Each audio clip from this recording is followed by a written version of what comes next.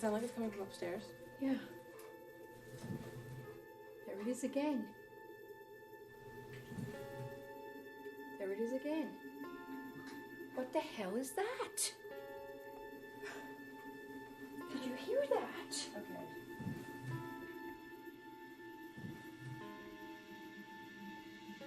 Oh my God.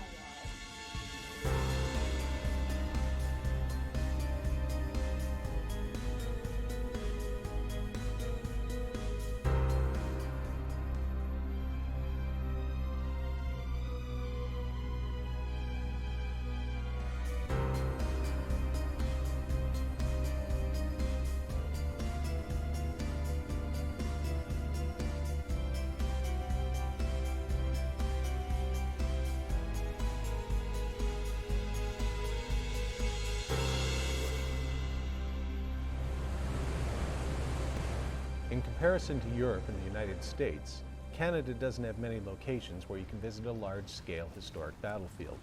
One prominent exception is Louisburg, Nova Scotia, a fortress built by France in 1713 to protect its empire in the New World. It was the site of two major sieges by the British, the first in 1745 and the second in 1758, which marked the final defeat for the French in the maritime colonies. At the end of 6 weeks of battle and a tremendous loss of life, the fortress and town were reduced to rubble. In 1961, the Canadian government began a massive reconstruction effort using the original architectural plans of the town and fort. Many of the Parks Canada employees who've worked in Louisburg in the years since maintain that the original residents of the town and fort continue to haunt the site, which made it a perfect place for Holly and I to investigate in the fall of 2008. We began with a tour of the site given to us by Troy Allen, a longtime employee of the park. So the town, if the soldiers are up here, separated by class, That's rich right. ghosts over here, not so rich ghosts over here. That's right, This yeah. is the town down here. Yeah, and this is everybody else. So you still have some military population down here. All the officers would have their own homes because they're very wealthy and stuff. But other than that, this is your town. I mean, just like any modern town, you got your shops and your warehouses, businesses, small independent businesses, big merchants' businesses. I mean, And some of these homes are haunted, allegedly. well, there's lots of stories about all kinds of homes all over through the town. Yeah. So that was where the governor hung out. That's right, and yeah. The big building, there was a chapel there as well. More the administrative section. That's right. Yeah, the seat of the government for the colony. And this area of town we're in was the town. And this, there's a story about this building and this building over here. I guess it was Mark that we were that's talking right, to. Yeah. So as Mark's clearing through the building, he's looking out these windows at the top at the dormers across the street to the one dormer in the Rodrigue property over here. And that's where he saw the face. Yep. Part of the procedure to close the building I was in was to go upstairs, to go through into the next building and chase everyone out basically and come back the same way and make sure that no one had been left behind in the building so it was clean to close it. As I was going through the first time, I looked across the street as I was closing a window and there was a face staring at me from across, and I tried to signal, but there was no response. I proceeded to the next window, and when I looked out that window, the same face was still across the street, staring directly back at the same spot I had just been previously in the preceding window. At the time, I just kind of chalked it up to coincidence more than anything else. And then several years later, as I was on the internet just doing some freelance research, I stumbled across the exact same face that I had seen in that window. And that was really the first time it came back to me and it hit me that perhaps there was some kind of a connection there with something bigger. Mark's eyewitness account was very interesting, particularly given the fact that he discovered the same face several years later while doing historical research. But it was just the first of several weird accounts we heard about Louisburg. One area that really captured my interest was a concealed tunnel underneath the fortress walls, where Troy reported that a visitor to the fort had been pushed by an unseen force while on a tour.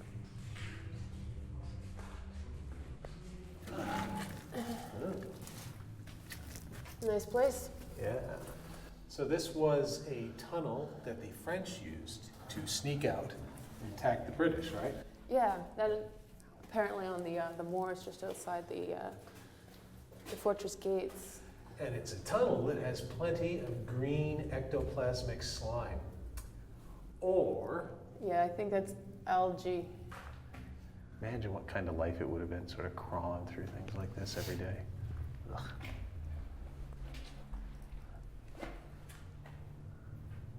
Holly and I continued to investigate the tunnel.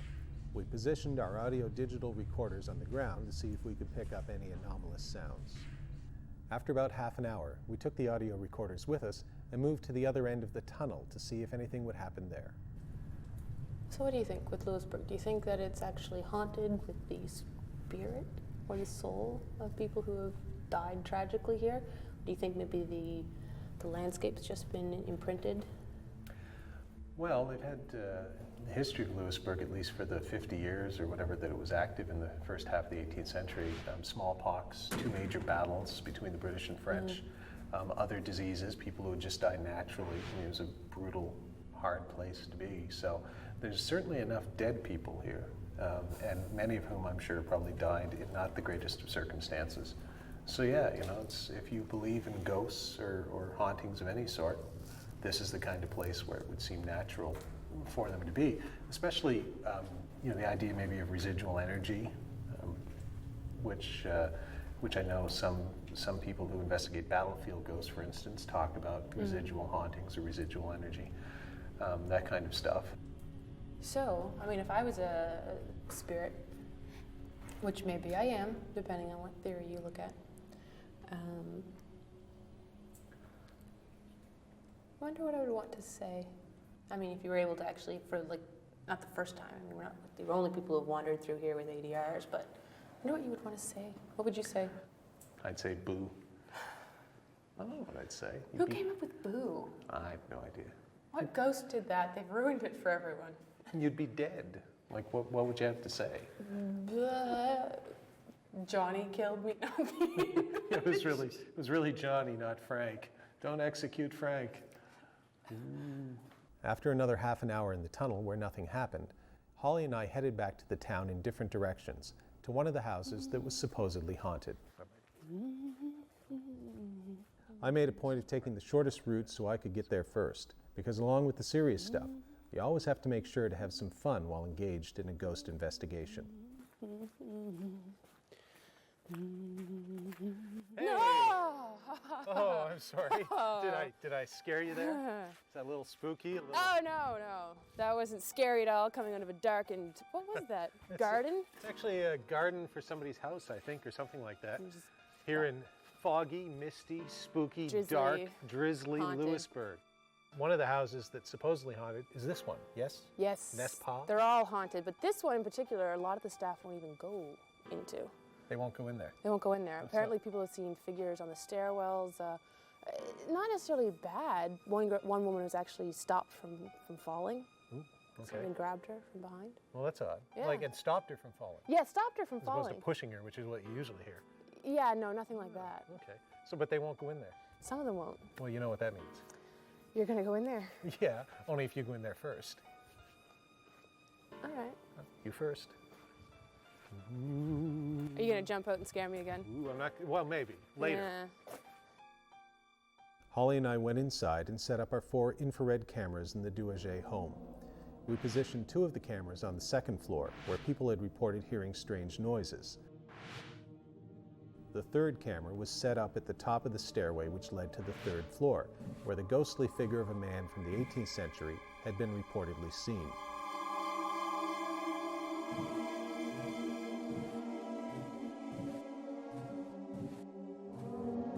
We placed the final camera on the ground floor, where we settled in for our investigation.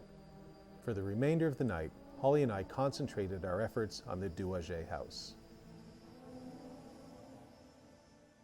Nothing strange or paranormal happened to us in Louisburg on that first trip, but that's not unusual for a ghost investigation. However, the number of stories of paranormal activity told to us by staff members, as well as the fact that much of the fort was closed when we were there for the season, convinced Holly and I that a second trip was warranted. As it turns out, that second trip was well worth the effort. When Ghost Cases returns, Holly and I revisit the ghosts of Louisburg, this time with psychic Kelly Muse. Is it following you? It's coming down there. Do you feel Are that? you serious?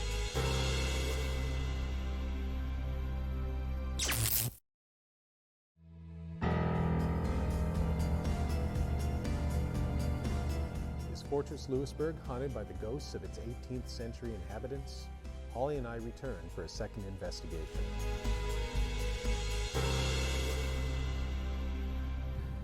Holly and I made our return to Louisburg in the summer of 2009, this time with our friend psychic Kelly Muse, who had joined us on previous investigations. Besides being a psychic, however, Kelly was also French-Canadian, and I thought that her heritage might help trigger some sort of reaction if there really were any ghosts at Louisburg. I can't believe this place. It's beautiful. The energy, just amazing. Well, we're headed to the chapel. After showing Kelly around the town and fort, we headed to the King's Bastion Chapel, which had been destroyed by fire in the early 1970s. Kyle Allen's father was one of the workers engaged in rebuilding the chapel. He had since passed away, but before he died, he recounted an eerie tale to Kyle about a very strange paranormal experience he had while working in the attic of the chapel. My father was working in furnishings at the time, and he was to go into the attic part of the chapel and clean out the rooms which were smoke damaged and damaged by soot. Now, while he was doing this, with the corner of the eye, he caught something moving in the background. He was up there by himself. He turned around and there was a large ball of beeswax, probably about 10-15 pounds worth of beeswax floating through the air. He thought he was just seeing stuff, so he goes downstairs to get some fresh air. He thought the fumes might have been getting to him. While he was down there, one of the managers came along, saw that he was a little bit shaken up, and asked him what happened. They then went upstairs to check see what exactly happened. They went into the room where the beeswax was previously. They could see where it was sitting on the table because the soot was all around it except for the spot right underneath the beeswax. Then they went into the other room, looked at the beeswax, lifted it up with a stick, not to put any fingerprints on it. Underneath the beeswax there was soot, so it wasn't there previously. Then once they were finished looking at it, they saw where the stick touched the beeswax, the soot was rubbed off, but that was the only mark on it. The attic was a tight spot, so I decided to wait outside while Holly and Kelly investigated. Okay, Kelly, so this is where Kyle and Troy's father had his experience after the fire that I was telling you about. Yes, the beeswax. We have graciously been allowed access up here. Troy's father had his experience in this area here with the wax after the fire in the chapel. Getting some Major negative energy coming from above. It's very heavy, very suppressing. dense. Very dense, very dense. Oh, so what happened there? There? Yeah, it's coming from there. Oh, you can actually see some of the charred area. After the fire, he was up cleaning here, I think. That you can feel something's not right here. Negative. Yes. Let me try. Do you think I should try? Oh yeah, sure. When you say negative, is it? Do you get that from the tight energy? The tight of when negative energy is around, what ends up happening is it's almost like a vacuum. It takes the energy. I feel like almost like oxygen is being taken from me, and it comes from top, not from bottom. So my legs now, I feel like they're very, very cold, but the top here feels very hot. And if you can look, I'm actually sweating. My head's warm. My hands are cold though. Because I'm shivering, my legs are shivering. And you feel that this is coming from over here? Yes, definitely. That's not a very good place to go up. Let's see what we get up here. Now, you see that? And as I'm getting higher, it's getting more. I would not go up there. You want to go up there? No. Is it following you? It's coming down there. Do you feel that? Are you serious? You feel that energy coming? It's very, very much up there. So I would not put my head in there. So when you went up there, you felt like it came down towards you? Did you see how it turned quickly? Yes. Well, let's try it again. Let's test this. Now I'm not turning it here. Let's see. Now you saw before, now I'm getting goosebumps again. Ooh. See, look. There it stops. And it's actually, you can feel it colder there. Do you feel like it's pushing you away? Yes. I don't feel comfortable there at all. So you wouldn't go up there? No. There's something there. And I don't think it's positive energy, but I would not go up there. All right. Well, just for fun, I'm gonna try staying in this space. I know Paul does it all the time. I'm gonna give it a go. Oh, I think you can do it, but please, Oh yeah. if you go up there, don't stick your head in there. Why? I just don't get a really good feeling because I can't promise you there's nothing on that other side. So the energy gets pushed out. What is it going to do if you try to push in? So be aware that there's something up there, and I'd rather you not go in. I don't think you No. can go in there. I might look. I won't go in. Okay, with a flashlight, just Yeah. looking, I can see, but don't put your body in there at all. Okay. I would not feel comfortable, promise. please. I promise. Okay, I good. promise. Okay. When Holly told me that she was going to spend some time alone in the attic, I was both relieved that for once I didn't have to do it, and also intrigued to see if she would have some of the same strange experiences I had had on other investigations. As it turned out, Holly was about to begin her weirdest evening of ghost investigating yet.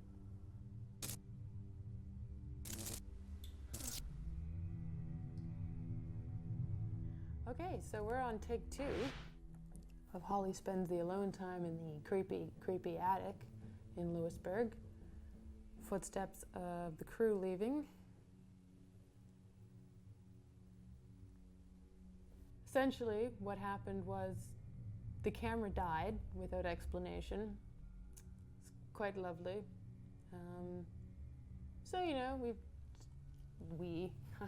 they've touched it up, put on a new battery. Should have been full, but apparently drained ridiculously fast since they set it up. Obviously, you saw how long it was set up. And now I'm here again, alone.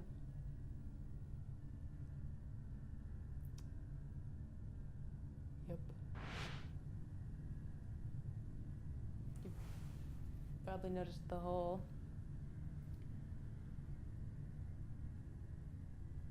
Whew.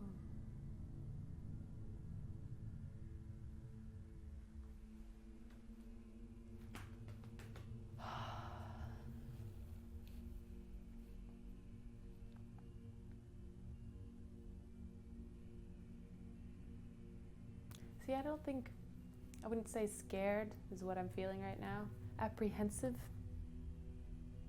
Yeah. Like I'm waiting for something to happen.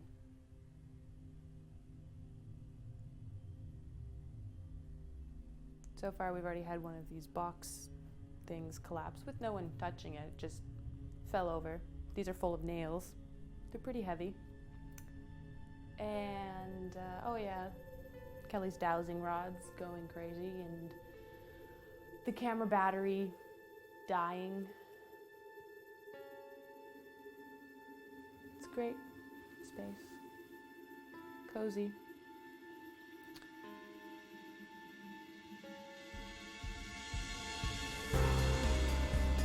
When Ghost Cases returns, Holly and Kelly continue their investigation of the most haunted locations in Fortress Louisburg.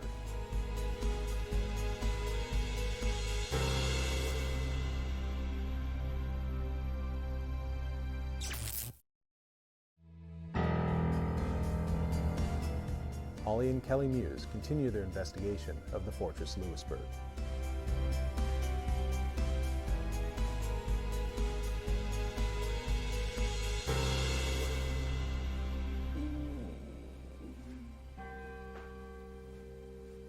Isn't that fun? Yeah. That's a fantastic feeling right there.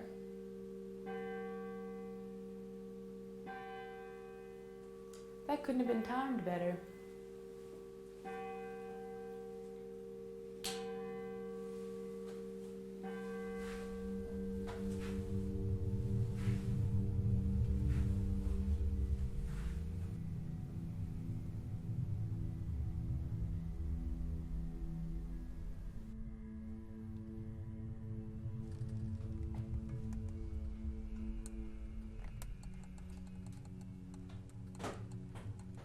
When you spend time alone in a supposedly haunted space, your imagination can get the better of you.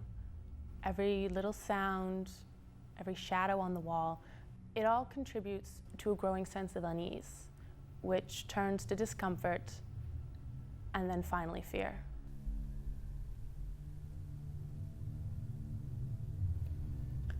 All right, let's just try relaxing. Now I'm scared. I had had enough. I don't know whether it was haunted, but it was definitely an uncomfortable and scary place.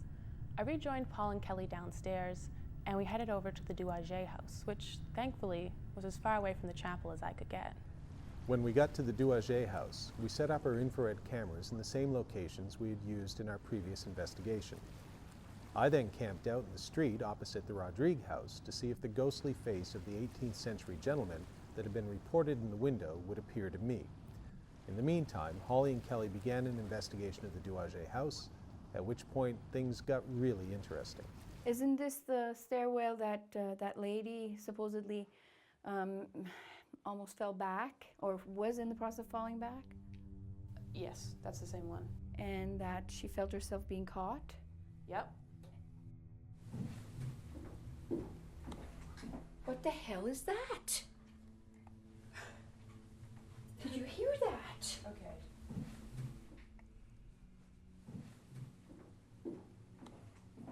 Oh my God. That's incredibly strange. I mean, I know old buildings make noises. I've lived No. in one my entire life, but that's... That's not a typical old noise.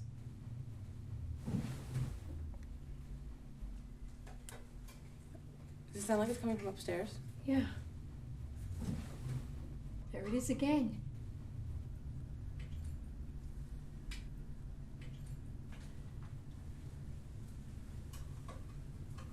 Do you see anything? No. It sounds like, oh, I wonder what's up here. Well, there's the attic above us. It sounds just like footprints. Steps. Steps. It's all good. It is. It's all good. I got shivers. Somebody's walking upstairs. Well, it's what it sounds like, and we're getting reports of people having that kind of noise anomaly, if you want to call it, because there's no one upstairs, and most of the time they keep that door locked. It's unlocked right now because we're monitoring with the DVR. Yes. So, And there's no one there. all right. So let's go have some more fun, and Want to go upstairs? that seems like the next logical thing to do. Let's go see. Okay. Kelly and I conducted a thorough search upstairs, and then we went outside and checked around the building. Wind-related noises were present, but we could account for them. Our digital video cameras confirmed that there was no one upstairs, and we couldn't find anything else that could explain the sounds that we encountered in the Duah house. There is no question that the second trip to Louisburg was one of the strangest ghost investigations I've ever been on. Things definitely happened that I still cannot explain, and which continue to haunt me, no pun intended, months later. While Holly and Kelly were investigating the Duah house, I was freezing in the wind and intermittent rain across from the Rodrigue property. I didn't see the 18th century gentleman that had been reported in the window there, but that's how it goes with ghost investigations sometimes. Besides, I didn't really care once I heard what had been happening to Holly and Kelly. Their experiences, for which we could not find a rational explanation, seemed to confirm the stories of paranormal activity that have been told to us about Louisburg. This has forced me to consider the very real possibility that some of the original French inhabitants of the fortress have taken residence in the reconstructed National Historic Site almost 2 centuries later, perhaps as a chilling, otherworldly reminder of lives lived and lost in a violent, brutal period in Canadian history.